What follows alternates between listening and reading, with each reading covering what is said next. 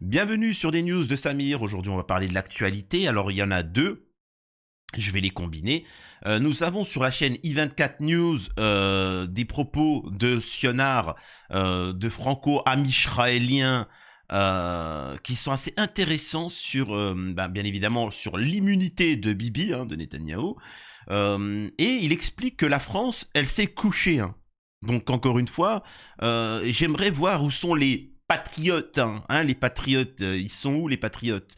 Donc ils expliquent que la France s'est couchée, que c'est une chouin. Et donc voilà, bon après bon, est-ce qu'on peut les contredire sur ce point-là? C'est ça qui est intéressant. Imaginez-vous si d'autres avaient fait la même chose. Bref. Donc on va aborder ce sujet-là et plus sérieusement, on va aborder le cas de Gérard Darmon. Hein, je vous avoue que j'étais tranquillement posé quand je me rends compte que Gérard Darmon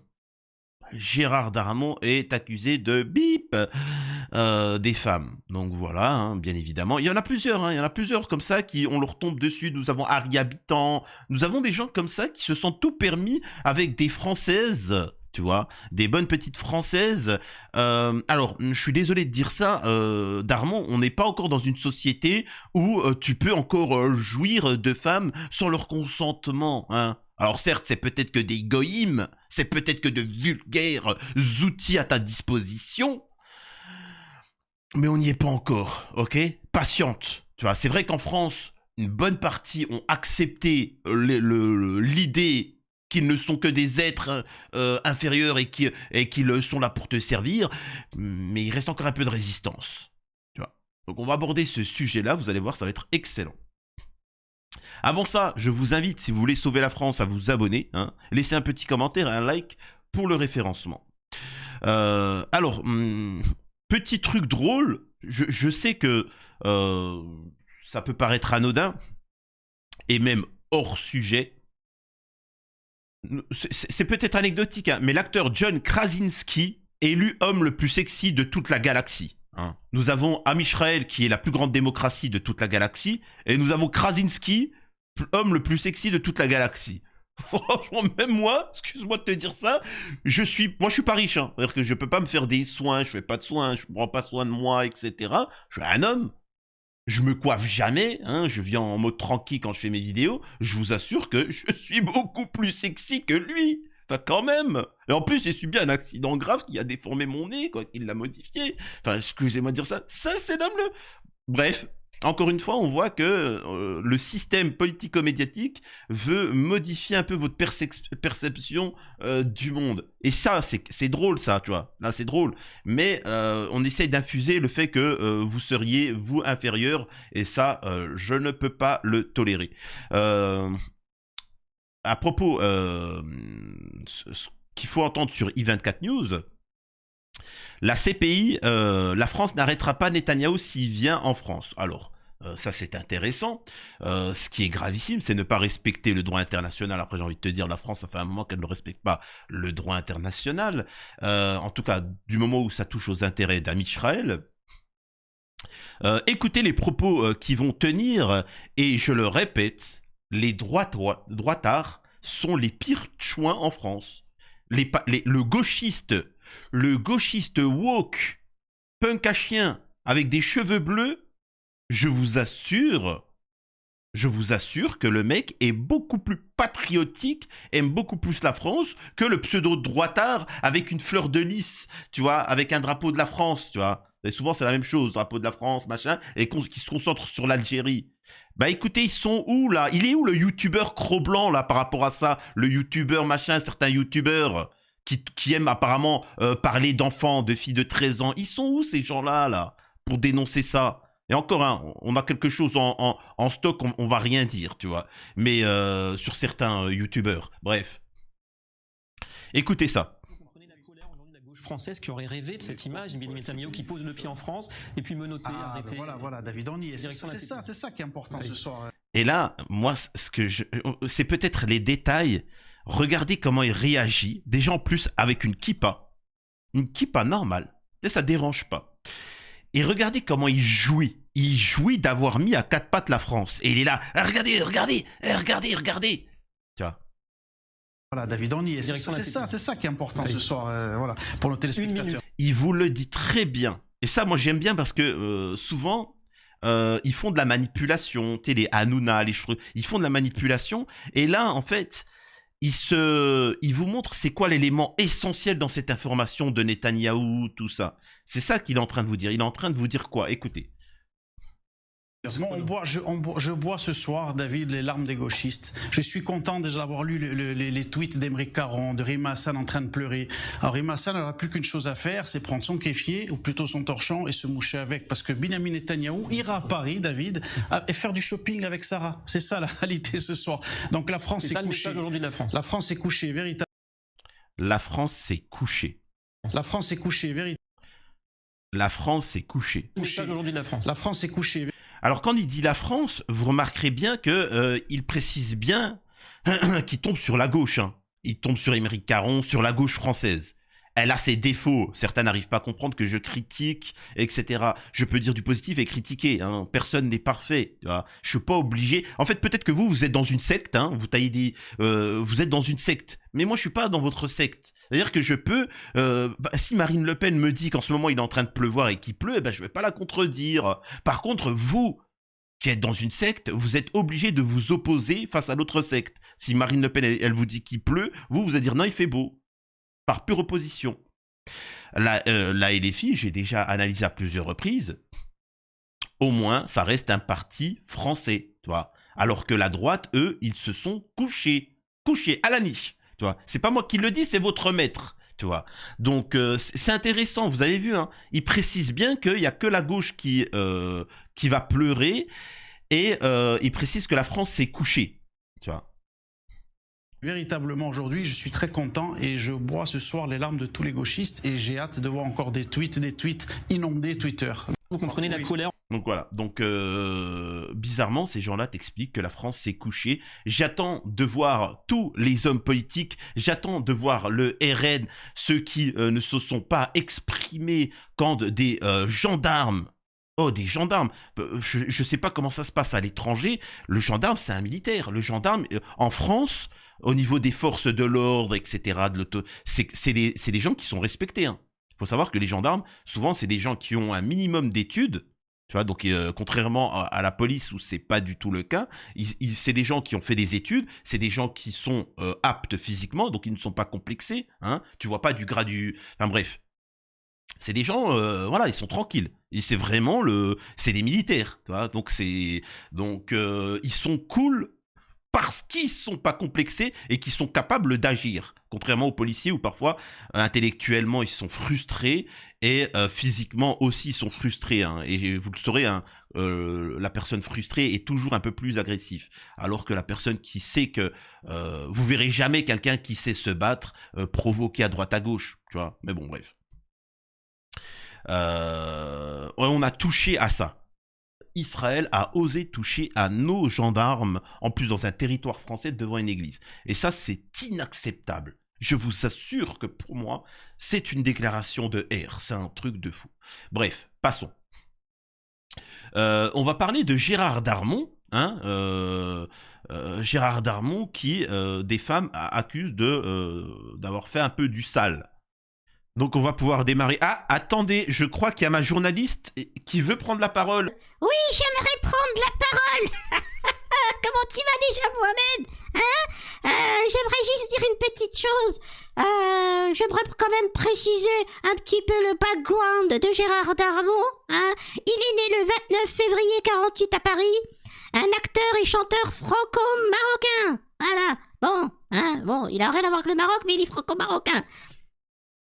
Les parents de Gérard Darmon sont des juifs séfarades algériens. Son père, Henri Meshoud Darmon, quitte Oran pour Paris, après avoir mené une vie de voyou, sous le nom de Trompe-la-Mort ou Riquet de Bastille. Hein? Voilà que je précise. Je voulais quand même préciser un petit peu certains détails qu'il me semblent importants. Je rends l'antenne. Je sais pas si c'était forcément nécessaire de préciser où c'est qu'il est né, son origine et sa confession. Non, je sais pas, je précise, hein, tu vois. Arrête d'avoir peur, hein. T'as les chocottes, hein. Tu les trembles. Ouais, mais t'es marrant, toi t'es un dessin animé. Moi, attention, je peux me faire attaquer quand même. Allez, on continue. Enfin, on va continuer l'article. 9 femmes décrivent des propos et des gestes déplacés de la part de l'acteur Gérard Darmon sur le tournage de 6 films dépeignant des humiliations, des insultes sexistes et sentiments permanents d'insécurité. Une technicienne a indiqué avoir plainté contre sa production pour absence de protection face à un acteur qui nie des comportements inadaptés. Alors, il faut bien que vous compreniez une chose. En fait, c'est comme dans le christianisme. Dans le christianisme, le problème, c'est que le christianisme, pour moi, musulman, a été modifié, les textes, etc. Bref, je ne vais pas rentrer dans les détails. Nous avons Paul de Tarse, qui est un juif converti, qui a déglingué des chrétiens, et quand il a vu, enfin alors ça s'appelait pas des chrétiens à l'époque, hein, il n'y avait pas ce terme, et comme il a vu que les enseignements de Issa, de Jésus se propageaient, il a décidé de rentrer de l'intérieur pour modifier tous ses propos, tous les propos de Paul de Tarse que beaucoup de chrétiens suivent, c'est de dénigrer, comment on appelle ça, la religion. Par exemple, il faut savoir que quand les musulmans font les ablutions, normalement, hein, le chrétien doit faire les ablutions. Sauf que maintenant, il va juste se toucher un petit doigt dans le bénitier, tu vois. Jésus, dans la Bible, c'est écrit quand vous priez, vous devez vous prosterner et coller votre front au sol. Tu vois. Ensuite, Paul de Tarse dira, il n'y a pas besoin, de toute façon, la circoncision, pas besoin, tout est dans le cœur. Tu vois. De l'intérieur, il a un peu modifié les tenants et les aboutissants. Ce que j'essaie de vous dire par là, c'est que par rapport au pourquoi je parle de la religion chrétienne, c'est que parfois on nous a dit que tous les péchés sont pardonnés. Tous vos péchés sont pardonnés. C'est pour ça que parfois vous pouvez voir des prêtres qui touchent des enfants, des choses comme ça, et qui disent « Non, je n'ai pas péché ». Regardez, soyez très attentifs aux propos, ils disent « Mais je n'ai pas péché ». Parce que dans ma croyance, tous les péchés sont pardonnés. Donc en fait, je peux me faire plaisir. Vous comprenez? Tu vois, c'est pour ça qu'ils disent ça. Et donc, tout ça pour dire que pour lui, il n'y a pas de comportement inadapté. Parce que dans son paradigme,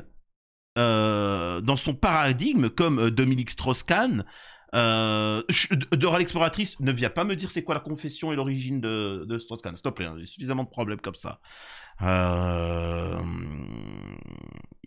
Pour lui, en fait, c'est le contraire, tu vois. Il lui apporte de l'amour. Bref, il fait partie du cinéma français depuis 50 ans. On le retrouve à l'affiche de films chaque année, dans des émissions de télévision, sur les planches ou dans des séries à succès. Gérard Darmon est populaire et sa voix grave traverse près de 80 longs métrages, 20 téléfilms et autant de pièces de théâtre. Un succès qui contraste avec la personnalité dépeinte par 9 femmes interrogées par Politis, parmi elles des habilleuses, des maquilleuses, des coiffeuses ou des assistantes de réalisation. Plusieurs occupent des postes précaires qu'elles considèrent interchangeables face à l'impunité accordée à l'artiste. Certaines décrivent des insultes ou des besoins de toucher les femmes, d'autres disent avoir subi des contacts physiques non consentis, des humiliations ou des propositions à caractère bip. Une toute puissance qui s'abattrait sur des techniciennes dont certaines sont âgées de moins de 30 ans. Alors, quand on vous dit moins de 30 ans, c'est que, tu vois, elle était tout juste mineure. C'est-à-dire qu'elle avait 18 ans ou tout juste 17 ans, machin, etc. Mais comme on ne veut pas charger Darmon, alors elle avait, je cite, elle avait moins de 80 ans. Mais elle avait 200 elle avait 2 ans. Ouais, bah, j'ai raison ou pas? Elle avait moins de 80 ans. 2 ans, c'est en dessous de 80. Eh ben, j'ai raison. Ouais, mais pourquoi tu dis pas tout de suite 2 ans? Vous comprenez un petit peu pourquoi, enfin, dites l'âge, pourquoi vous dites moins de 30 ans? Vous comprenez un petit peu le vice derrière comment on traite une affaire, on la met en avant pour la faire se dégonfler. Bref. L'une dépassant à peine la majorité, quand lui a fêté ses 76 ans. Incroyable. Contacté, Gérard Darmon nie avoir été l'auteur des propos ou de gestes déplacés. Il a rapidement dévié ses propos sur le terrain de l'insulte et de la menace. Nous lui avons ensuite communiqué une liste de questions par mail et par message à laquelle il n'a pas répondu. Ah, attention, y a la journaliste qui va parler. Oui, qu'est-ce qu'il y a, Dora? il va certainement dire que c'est antisémite, hein. Il va encore nous rappeler les histoires de ses parents et voilà, il va nous sortir le. Oh. Doucement, Dora, va pas me faire avoir des histoires. Allez, on continue. Je rappelle que Gérard Darmon, c'est le sionnard par excellence, hein. Il jouait le malin avec. Écoutez. Je voudrais vous dire, je ne vais pas faire un long discours. Je voudrais vous dire à quel point vous êtes... Là, il soutient le géno en ami israéli, hein, expliquant que c'est la lumière et ainsi de suite. Donc en fait, ces gens-là, il faut comprendre un peu leur fonctionnement, hein. C'est-à-dire qu'ils se considèrent comme supérieurs et vous êtes juste, vous, des nourritures, quoi. Les faits relatés par ces témoignages datent, pour le plus ancien, de 2018 et s'étirent jusqu'à l'été dernier. Il se déroule sur les lieux de tournage en répétition, dans la cabine fermée d'une loge, à la table de la cantine ou sur le plateau, devant témoins. Delphine, astérix, c'est-à-dire que les noms ont été modifiés, avait 19 ans au moment du tournage de « Vous êtes jeune, vous êtes beau ». Moralement, c'était assez dur. J'ai perdu du poids, j'étais en burn-out, se souvient-elle. Ce long métrage est tourné en 2018, une petite production dont le budget limité ne tenait que sur la présence de 2 noms connus, Darmon et Josiane Balasco. Delphine était stagiaire, même si elle occupait un vrai poste de technicienne. Dès la 2e semaine, elle décrit un homme très mielleux, appuyant ses bices au coin de la bouche. Ouais, de manière vicieuse, quoi. Ça la vicieuse, quoi. Ça l'israélienne, quoi. À ces contacts s'ajoute une première proposition. Après avoir refusé une boisson chaude qu'elle lui proposait, Gérard Darmon aurait lancé « On peut faire l'amour, tu peux venir chez moi ». Quel dégueulasse. Quel dégueulasse. Voilà. Voilà ce que subissent les delphines. Je vous l'avais dit ou non? Je vous l'avais dit ou non, l'avenir de la France, qu'est-ce que ça allait être? Tu vois? On vous envoie au casse-pipe, et après on s'occupe de vos filles. Je l'avais dit ou pas, ça? Est-ce que je l'avais dit ou pas? Abonnez-vous si vous voulez sauver la France. Delphine est désemparée, elle refuse et répète avec insistance qu'elle n'est pas intéressée. Une mise à distance n'aurait pas tenu compte l'acteur. Alors là, bien évidemment que Delphine est considérée comme anti-bip, etc. et ainsi de suite, hein. Le soir même, alors que Delphine est seule avec lui, on doit lui donner le top pour le début de la scène. Il lui aurait indiqué « Tu vas le regretter, tu vas tomber dans mes bras dans quelques semaines ». Elle lui répond qu'elle a l'âge de ses enfants. Une réaction que Gérard Darmon ne va pas apprécier et dira « Oh mon Dieu, comment tu oses dire des trucs aussi antisémites, hein? Pogroum, pogroum !» Et voilà, c'est ce qu'il dira en somme. À partir de là, le ton change. Les insultes commencent. Il me parlait extrêmement mal et me disait « Bonjour, chienne, tu préfères que je t'appelle chienne ou petite cochonne ?» Bah après, faut bien comprendre aussi que dans un certain paradigme, dans une certaine religion, confession, c'est des compliments. Hein, je sais que ça peut paraître compliqué à comprendre, mais dans une certaine croyance, il faut bien comprendre que l'humanité, nous, hein, vous, moi, on est en dessous de l'animal, hein, et qu'on est là, Dieu, de sa lumière, nous a créés pour servir, tu vois. Et véridique, hein, on est moins que des animaux. Donc là, quand il te traite de ça, ça va, il te dit que parmi la race sous-animale, eh ben, ça va, toi, tu es pour lui, te considère comme une chienne ou un cochon, tu vois. Donc, bah écoute, c'est un compliment pour lui, hein, faut bien que tu le comprends. Il m'a fait beaucoup plus que des avances, je me suis refusé à lui. À plusieurs reprises, il aboyait pour me parler, décrit la jeune femme qui indique avoir porté plainte contre la... Ça me fait penser un petit peu aux vidéos qu'on voit en Palestine occupée ou au Liban, où on voit les soldats israéliens faire des dingueries qui n'ont ni queue ni tête. Ils sont complètement tarés, ces gens-là. Décrit la jeune femme qui indique avoir plainté contre la production pour nos protections, dans un mail qu'elle envoie à l'équipe pédagogique dans son école de cinéma, et que Politis a pu consulter. Décrit Gérard Darmon m'a fait plus que des avances et je me suis refusé à lui. Ensuite, son comportement est devenu déplacé allant jusqu'à l'insulte envers moi. Après avoir précisé ses insultes, elle conclut « Ce manque de respect est insupportable, j'ai plusieurs fois craqué ». Dans notre échange téléphonique, Darmon répond « Oui, chienne, bien sûr, j'ai dû lui dire ça, c'est probable. Mais j'ai dit chienne tout court ou chienne va te faire bip par un yinche. » où j'ai dit, viens Quoi? J'ai commencé par quoi dans l'insulte? Fait-il mine d'interroger avant d'affirmer qu'il ne reconnaît pas avoir surnommé Delphine. Mais quoi? Mais il est complètement bourré, le mec. Alors, à mon avis, là, c'est oui et alors. Je précise même, j'ai dit ce truc et je lui fais ça. Tu vas faire quoi? En résumé, je traduis, quoi, tu vois. Tu sais, c'est un peu comme Enrico Macias, que quand il avait dit on faut les dégommer. Il faut les dégommer, les gauchistes. Et ensuite, tu as toute la classe politico-médiatique qui est venue le sauver. Pascal Pro, oui, bon alors tu veux dire dégommer politiquement avec les arguments. Non, physiquement, il faut les éliminer, tu vois. Non, mais attends, tu veux pas dire ça. J'assume et je répète. Tu vois. Et là, c'est la même chose avec Darmon. Et il n'aura rien. Incroyable. Il se retourne. Alors, attendez. Oula. Alors, attendez, c'est quoi ça? Voilà. Une personne du même tournage confirme avoir entendu Darmon affubler Delphine du surnom chienne. Elle aussi a subi le comportement inapproprié de l'acteur ou de ses réflexions constamment graveleuses, notamment dirigées à l'encontre des jeunes femmes. Sachez une chose aussi, je digresse beaucoup, mais quand TPMP ça va être fini, C8 ça va être fini, il y aura une petite hype Hanouna pendant un certain temps et ça va s'effondrer. Et là, vous verrez beaucoup de gens s'exprimer et avoir une parole libre et vous allez être surpris. Elle a aussi subi le comportement inapproprié de l'acteur ou de ses réflexions constamment graveleuses, notamment dirigées à l'encontre des jeunes femmes. Cette technicienne a reçu une proposition déplacée. Alors qu'elle est seule avec lui dans sa loge, Darmon lui demande si elle veut du chocolat. Il est debout en peignoir, en attendant son prochain costume. Elle est derrière lui. Il se retourne vers moi et je constate que le chocolat en question est dans sa bouche. Nos regards se croisent et ses intentions sont claires. C'est dégueulasse. C'est vraiment, en plus, c'est dégueu, quoi. Même si je pense que pour lui, il s'agit d'une blague, se souvient-elle. J'étais gêné, j'ai décliné le chocolat et je me suis échappé. Explique celle qui avait 29 ans à l'époque. Plus tard, dans la journée, il lui aurait glissé « Tu ne sais pas ce que tu rates ». Aujourd'hui, cette technicienne voudrait que ces comportements cessent. Ce sont des relations d'emprise d'une personne qui est toute puissante et qui sait que si elle part, le film s'arrête, analyse-t-elle. Il va s'orienter vers de jeunes femmes qui ont moins la possibilité ou le caractère d'imposer tout de suite des limites. Cette relation de domination, une autre personne présente sur le tournage l'a constatée. Il va s'orienter vers des jeunes femmes qui ont moins la possibilité de s'imposer, etc.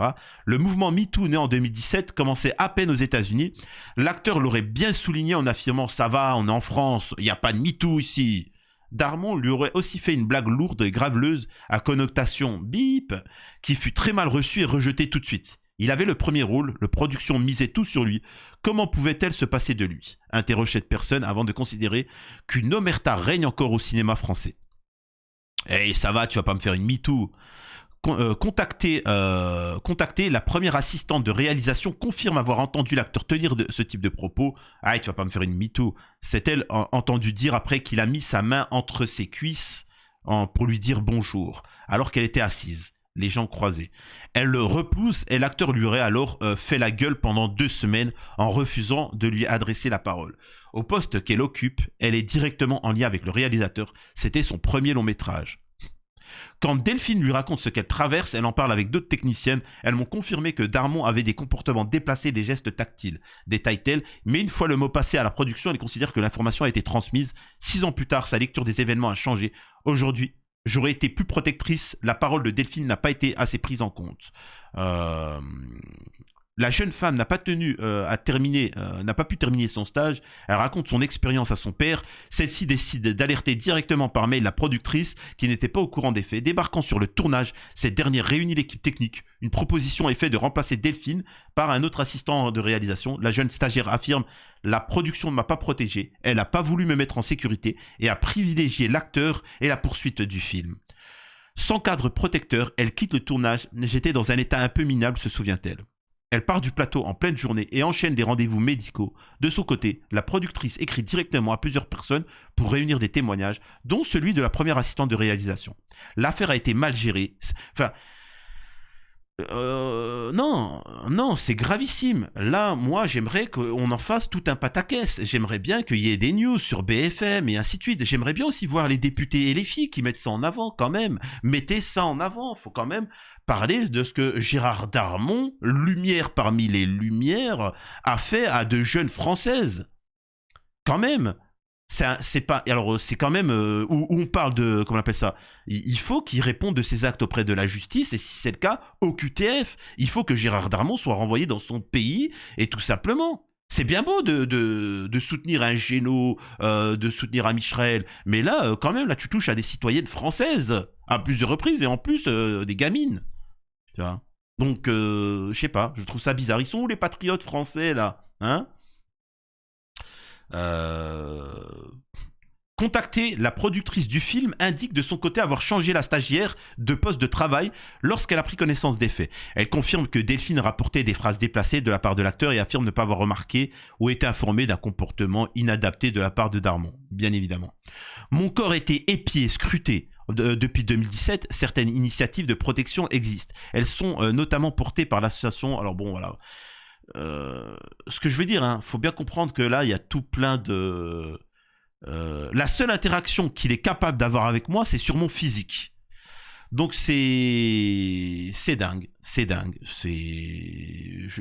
Alors là, je pourrais vous continuer la vidéo pour vous rajouter un nombre incroyable de dérives, mais de toute façon, il n'aura rien. C'est un peu comme Harry Habitant.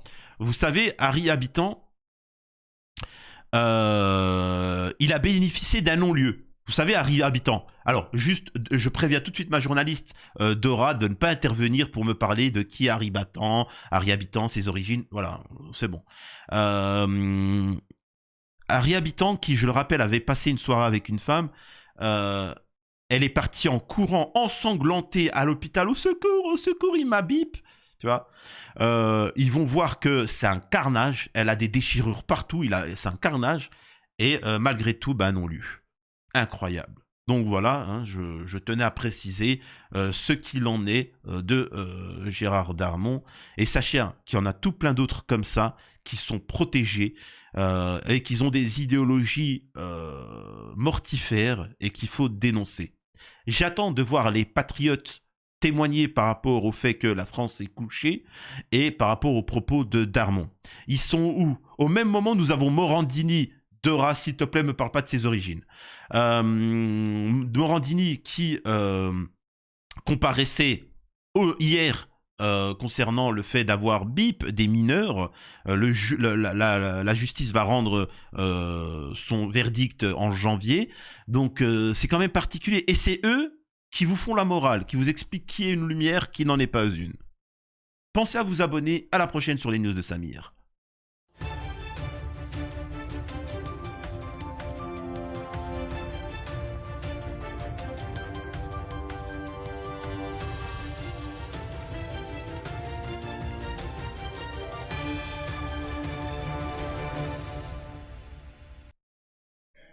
J'aime bien, vous savez, parfois en commentaire, t'as des gens, t'as des droitards, tu sais, avec le drapeau français. Ils viennent, ils me disent, Samir, pourquoi tu parles de la religion d'un tel, de la confession d'un tel? Bah, je sais pas, vous le faites tout le temps, vous.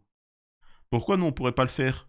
Enfin, je sais pas, il y a rien. Tu vois, quand il y a un crime et qu'on apprend qu'il est d'origine algérienne ou je sais pas quoi, ça te dérange pas de le dire. Mais pourquoi nous, on pourrait pas? Tu vois? Ah oui, ce que vous utilisez, on l'utilisera.